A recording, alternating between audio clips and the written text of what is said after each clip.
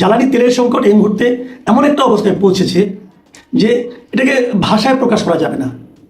আপনি যদি যে কোনো একটা পেট্রোল পাম্পের পাশে তাকান, দিকে তাকান, আপনি দেখবেন যে সারি সারি লম্বা মোটরসাইকেল কিংবা প্রাইভেট কারের লাইন। দেখুন, আমাদের দেশের অনেক গাড়ি, মানে ম্যাক্সিমাম গাড়ি যেগুলো বড় বড় গাড়ি আছে, এগুলো চলে সিএনজিতে। বাস বলেন, ট্রাক বলেন, প্রাইভেট কার বলেন, এগুলো প্রায় সবই সিএনজিতে চলে। তো এত গাড়ি সিএনজিতে চলার পরও যে কয়েকটা হাতে গোনা কয়েকটা প্রাইভেট কার অথবা মানে আনুপাতিক হারে ধরলে অথবা মোটর সাইকেলগুলো, এগুলো চলে পেট্রোল, অকটেন অথবা ডিজেলে। তো এই কয়টা গাড়িকে এই মুহূর্তে জ্বালানি তেল সরবরাহ করা সম্ভব হচ্ছে না। আমি গতকালকে কথা বলছি। গতকালকে আমি মহাখালীর দিক থেকে আসছিলাম। মহাখালী ফ্লাইওভারটা যেখানে শেষ হলো, মানে মহাখালী ফ্লাইওভারের পশ্চিম প্রান্তে, এখান থেকে যে লাইনটা শুরু হয়েছে সেই লাইনটা সোজা এসে একদম জাহাঙ্গীর গেট পর্যন্ত এসে তারপর আবার বামে মোড় নিল। বামে মোড় নিয়ে আরও প্রায় আধা কিলোমিটারের বেশি এসে প্রধানমন্ত্রীর কার্যালয়ের সামনে, সেটাকে পার হয়ে আরও সামনে যে ট্রাস্টের একটা আপনার ফিলিং স্টেশন আছে, সেখানে এত লম্বা লাইন, প্রায় 1 কিলোমিটার লম্বা লাইন হবে। তো এই লাইনে সবাই যে শেষ পর্যন্ত জ্বালানি তেল পাবেন তার কিন্তু কোনো গ্যারান্টি নাই। এমন অনেকে আমাকে বলেছেন যে প্রায় 3 ঘন্টা লাইনে থাকার পর, মানে একদম চূড়ান্ত জায়গায় পৌঁছার 10-15 মিনিট আগে জানানো হয়েছে তেল শেষ হয়ে গেছে। এরকম ঘটনা কিন্তু অনেক পাম্পে ঘটছে। অনেক পাম্পে টাঙিয়ে দেওয়া হয়েছে এই পাম্পে কোনো পেট্রোল নেই, এরকম হয়েছে। এই যখন বাস্তব চিত্র, তখন আমাদের সরকার কি বলছে? আমাদের সরকার বলছেন, সরকারি জ্বালানি মন্ত্রী বলছেন, একদিন আগে উনি বলেছেন দেশে জ্বালানি তেলের কোনো সংকট নেই। তো উনি যদি বলেন সংকট নেই, তাহলে আমরা যে সংকটটা দেখছি এটা তাহলে কি? আমরা যেটা দেখছি এই যে তেলের পাম্পের সামনে বিশাল লাইন, এটা কি সংকট নয়? এটা কি সংকটকে প্রকাশ করে না? তো এটা যদি সংকট হয়, মন্ত্রী যে বলছেন সংকট নেই, তাহলে সেটার অর্থ কি? এটা কিন্তু একটা বেসিক প্রশ্ন। এই প্রশ্নের জবাব আপনাকে কে দেবে? কেউ দেবে না, কারণ তারা কেউ জানেই না এটা কেন ঘটছে। সরকারের যে হিসাব, সরকারের কাছে পর্যাপ্ত তেল মজুদ আছে, তাহলে আজকের সমস্যাটা কি করে তৈরি হলো? দেখুন, আমি একটা কথা বলি, জ্বালানি তেলের সংকট যেটা হয়েছে, এটা হওয়াটা কিন্তু অস্বাভাবিক কিছু না। সারা দুনিয়াতেই জ্বালানি তেলের সংকট এই মুহূর্তে আছে, সারা দুনিয়াতে আছে। এমনকি খোদ যুক্তরাষ্ট্র, যারা নিজেরাই তাদের পর্যাপ্ত জ্বালানি তেল আছে, তাদের ওখানেও জ্বালানি তেলের দাম বেড়ে গেছে। অস্ট্রেলিয়ায় বেড়ে গেছে, পৃথিবীর সমস্ত দেশে জ্বালানি তেলের দাম বেড়ে গেছে। এশিয়ার দেশগুলির অবস্থা সবচেয়ে খারাপ, কারণ এশিয়ার এখান থেকে মধ্যপ্রাচ্যের ম্যাক্সিমাম তেল হরমুজ প্রণালীতে যে সমস্ত জাহাজগুলি, তেলবাহী জাহাজ আসে, সেগুলো সবই আমাদের এখানে আসে, আমাদের এশিয়ার অঞ্চলে আসে। এখন যুদ্ধের কারণে, ইরানের সঙ্গে যুক্তরাষ্ট্র এবং ইসরায়েলের যুদ্ধের কারণে হরমুজ প্রণালীতে কিন্তু খুব কম কয়েকটা দেশে, মাত্র 5টা দেশে জাহাজ ইরান আসতে দেয়। এবং সৌভাগ্যক্রমে সেই 5টা দেশের মধ্যে আমাদের বাংলাদেশও আছে, ভারত আছে, চীন আছে, এরাও আছে। কিন্তু অনেক দেশে কিন্তু নাই। এবং যদ্দূর অনেক জায়গায় শোনা যাচ্ছে, আমাদের ফিলিপিনের মতো দেশে, সেখানে সরকারের পতন হয়ে যাওয়ার সম্ভাবনা দেখা দিয়েছে এই জ্বালানি তেলের কারণে। চীন, তারা কিন্তু এখানে আসতে পারে। চীনকে বলা হয় যে তাদের এখানে সবসময় 3 মাসে জ্বালানি তেল থাকে, সবসময় থাকে। সেই চীনেও কিন্তু জ্বালানি তেলের সংকট দেখা দিয়েছে এবং জ্বালানি তেলের দাম সেখানে এর মধ্যে 20% বাড়িয়ে দেওয়া হয়েছে। এবং 20% বাড়ানোর চাপ তো তারা ভোগ করছে। কেনিয়ায়, আফ্রিকান দেশগুলোর মধ্যে কেনিয়ায়, সেখানে জ্বালানি তেলের সংকট হয়েছে এবং সেই সংকটকে তারা মোকাবেলার জন্য তারা একটা রেশনিং সিস্টেম এরকম না, তারা বিশেষ বিশেষ খাতকে অগ্রাধিকার দিচ্ছে, যে এই খাতগুলোকে জ্বালানি তেল আগে দেওয়া হবে, পরে অন্য অন্য খাতকে। যেমন ওদের এখানে যারা তারা প্রচুর ফুল, পণ্য সামগ্রী, কাঁচা পণ্য এগুলো রপ্তানি করে, ওই রপ্তানি সামগ্রীগুলোকে ওখানে জ্বালানি তেলের যে ব্যবহারটা, সেটাকে তারা অগ্রাধিকার দেওয়া হচ্ছে।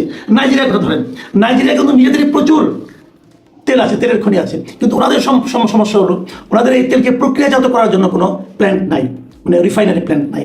না থাকার কারণে ওনারা তেল এই মানে ক্রুড অয়েল তারা বাইরে রপ্তানি করে দেয়, করে আবার বাইরে থেকে তারা তেল নিয়ে আসে।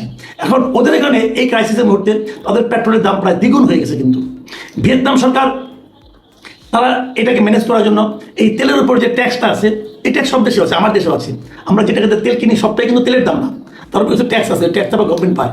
যাই হোক, ভিয়েতনাম সরকার সেই ট্যাক্সটার একটা অংশ, মানে ট্যাক্সের দামে কয়েকটা ধরন আছে, তার মধ্যে একটা আছে যে এনভায়রনমেন্ট ট্যাক্স, আর কি পরিবেশ কর, তারা সেটাকে প্রত্যাহার করে নিয়েছে, মানে দামটাকে একটু নাগালের মধ্যে রাখার জন্য। আর মিয়ানমারে তো জ্বালানি তেল হচ্ছে, যারা বড় ইঞ্জিন যেগুলো আছে, যারা নাকি বেশি জ্বালানি খায়, সেগুলোকে তেল দেওয়া বন্ধ করে দিয়েছে। তো এরকম কিন্তু সব জায়গায়। থাইল্যান্ডের সংকট দেখা যাচ্ছে ডিজেল সংকট, ডিজেল ওখানে কমে, পেট্রোল আছে কিন্তু ডিজেল নাই। এবং ডিজেল না, বিশেষ করে মানে শহরের ব্যাংককের বাইরে যে শহরগুলো আছে, সেগুলোতে ডিজেল নাই বলতে গেলে। থাইল্যান্ডের এই সংকটে পড়েছে, যে কারণে ওদের সেচের সমস্যা হচ্ছে। আমাদের দেশেও কিন্তু এই মুহূর্তে যদি আমরা পেট্রোলের লাইনটা দেখছি, আমরা যে লাইনটা দেখছি, যে সংকটটা দেখছি, এটা পেট্রোলের লাইন। কিন্তু আমাদের দেশে কিন্তু ডিজেল সংকটটা আগামী কয়েকদিনের মধ্যে যদি তেলের সরবরাহ না আসে, আমাদের কিন্তু বেড়ে যাবে। যেমন আমাদের যে কৃষি, সামনে কিন্তু বোরোর মৌসুম, এই বোরোর মৌসুমে কীভাবে তেল সরবরাহ করা হবে এটা বলা বড় কঠিন, কাজে সেখানেও কিন্তু সংকট দেখা দিতে পারে। মানে এর অর্থ যেটা হচ্ছে সেটা হলো, এই যে জ্বালানি সংকট যেটা হচ্ছে, এটা কিন্তু আমাদের সরকারের কোনো দোষ না, এটা সারা দুনিয়ার সংকট। এবং সারা দুনিয়ার সংকট এক একটা দেশ যার যার মতো করে এটাকে হ্যান্ডেল করছে। আমরা কীভাবে হ্যান্ডেল করছি? যদি সত্য কথা বলতে হয়, তাহলে আমরা হ্যান্ডেল করছি পুরো জিনিসটাকে কিছু অসাধু ব্যবসায়ীর হাতে ছেড়ে দিয়ে তাদেরকে এখানে কৃত্রিম সংকট তৈরি করার সুযোগ দানের মাধ্যমে আমরা এই সংকটটাকে এনজয় করছি অথবা হ্যান্ডেল করছি। কী বলবেন আপনি? বা বর্তমানে যে সংকটটা দেখা যাচ্ছে, আমার বিবেচনায় এর পুরোটাই এই অসাধু ব্যবসায়ীদের কাজ, এবং সেটাকে কীভাবে কন্ট্রোল করা যায় সেটা হলো সবচেয়ে বড় কথা। আমি মনে করি জ্বালানি সংকটকে নিরসন করার জন্য, এটাকে কন্ট্রোল করার জন্য, এটাকে হ্যান্ডেল করার জন্য সরকার এর মধ্যে একাধিক মিটিং করেছে। অলরেডি প্রায় কয়েক হাজার কোটি টাকা তারা বাড়তি খরচ করেছে। এগুলো ভর্তুকি যাবে, সরকার দিতে হবে। মানে এভাবে দেখতে গেলে আমার তো মাঝে মাঝে মনে হয় যে এই তারিখ আমার নাম দুঃখী লোক আর কি, দুঃখী সরকারটা। ওনারাও দায়িত্ব নিলেন, এই ঝামেলা শুরু হলো। এখন এই নতুন একটা সরকারের পক্ষে এরকম একটি জটিল সমস্যা কীভাবে ওনারা হ্যান্ডেল করবেন, এটা কিন্তু তাদের একটা বড় চ্যালেঞ্জ। আপনি যত কিছুই বলেন না কেন, তেলটা তারা পাবে কোথায়? আমাদের তেল তো বাইরে থেকে আনতে হচ্ছে, এবং সেই আমদানিটা আপনি কীভাবে করবেন? বাইরের দাম বেশি, এই জ্বালানি ইয়ের কারণে, যুদ্ধের কারণে অনেক জায়গায় জ্বালানি তেলের দাম বেড়ে গেছে। আমাদের এলএনজি আনতে হয়, এলএনজির দাম বেড়ে গেছে। তো সব মিলিয়ে কিন্তু সংকট। কিন্তু এখন বিষয়টা হলো কি, এটাকে হ্যান্ডেল করা, এটাকে ম্যানেজ করা। আমি মনে করি যে আমাদের দেশে যে জ্বালানি সংকটে যেটা এখন যে ক্রাইসিস যেটা দেখা যাচ্ছে, এটা সম্পূর্ণ একটা কৃত্রিম ক্রাইসিস। সরকার বারবার বলছে আমাদের কাছে পর্যাপ্ত মজুদ এখনও আছে, এবং আরও অনেক ট্যাঙ্কার আসতেছে, পাইপলাইনে আছে, কাজে আমাদের সংকট হয়তো হবে না। কিন্তু আমি মনে করি সরকারের উচিত হবে প্রয়োজনে জ্বালানি সংকটের দাম পুনর্নির্ধারণ, জ্বালানি তেলের দাম পুনর্নির্ধারণ করা। অনেক আমাদের মতো কিন্তু অন্য দেশে হয় না। আমাদের এখানে হয় কি, তেলের দাম বাড়ে না, তো বাড়ে না, যখন বাড়ে তারপর আর কমে না। কিন্তু সারা দুনিয়ায় তেলের দাম কিন্তু ওঠানামা করে। এমনকি আমাদের পার্শ্ববর্তী দেশ ভারত, সেখানেও কিন্তু তেলের দাম ওঠানামা করে। যখন তেলের দাম বেড়ে যায় তখন ওরা দাম বাড়িয়ে দেয়, যখন পৃথিবীতে মানে বিশ্ববাজারে তেলের দাম কমে যায় তখন ওরাও দামটা কমিয়ে দেয়। আমরা এরকম করতে পারি। আমি মনে করি সরকারের এই মুহূর্তে যেটা উচিত, যেটা সেটা করতে পারে, একটা সার্টেন টাইমের জন্য, ধরা যাক বলে দেবে 1 মাসের জন্য আমরা দামটা পুনর্নির্ধারণ করলাম। 1 মাস পরে যদি দাম কমে আমরা কমিয়ে দেবো, যদি বাড়ে আরও বাড়িয়ে দেবো। কিন্তু 1 মাস সময়সীমা নির্ধারণ করে তারা দামটাকে পুনর্নির্ধারণ করতে পারে। 2 নম্বর যেটা করতে পারে, প্রত্যেকটা পাম্পকে মনিটরিংয়ের আওতায় আনতে হবে। এই কারণে তারা যে পরিমাণ তেল এখানে দিচ্ছে, ঠিক সেই পরিমাণ তেল তারা বিক্রি করছে কিনা তার একটা কঠিন হিসাব তারা নিতে পারে। কীভাবে নিল, কোন গাড়িতে নিল, প্রত্যেকটা হিসাব তাদের এখানে থাকতে হবে। এরকম একটা মনিটরিং সিস্টেম তারা ক্রিয়েট করতে পারে। যে পাম্প এই কাজে অনিয়ম করবে তাদের বিরুদ্ধে তাৎক্ষণিকভাবে কঠোর শাস্তি দিতে হবে। অলরেডি সেই শাস্তির প্রক্রিয়া কিন্তু শুরু হয়ে গেছে। অনেক পাম্প মালিকের বাড়িতে আন্ডারগ্রাউন্ডে এরকম জ্বালানি তেল, অনেক তেল মজুদ পাওয়া গেছে, তাদের বিরুদ্ধে অ্যাকশন নেওয়া হচ্ছে। সরকারকে দেখলাম তারা বেশ কঠিন অ্যাকশন নিচ্ছে। এই অ্যাকশনগুলো নিতে হবে। আরেকটা দেখলাম খুব সুন্দর, আমার ভালো লাগছে, যে একটা পুরস্কার ঘোষণা করেছে, যে যদি তারা মজুদদারকে ধরে দিতে পারে তাহলে পুরস্কার দেওয়া হবে। এইভাবে যদি অগ্রসর হয় তাহলে আমি মনে করি আমাদের তেলের দামও, আমাদের তেলের সংকটটাও আমরা হয়তো নিয়ন্ত্রণে রাখতে পারবো। আমি জানি না সরকার এটা কীভাবে হ্যান্ডেল করবে, কিন্তু এটাই কিন্তু সরকারকে ভোগাবে।